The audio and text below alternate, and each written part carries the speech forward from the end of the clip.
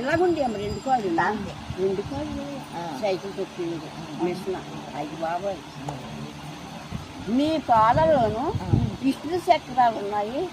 ప్రతి జ్యోతిష్కుడు కూడా అలాగే చెప్పేది. మీ పాదాల్లో విష్ణు చక్రాలు ఉన్నాయండి. ఎంతమంది పిల్లలు మా అమ్మ నీకు? పాపకేమో రాని కొంచెం గట్టి చెప్పు, ఇక్కడ ఎక్కించాను.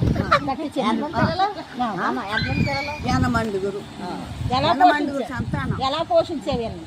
ఎలా ఏంటి రచించారు? చింతపండు పులుసు, గోంగూర. అప్పుడేటే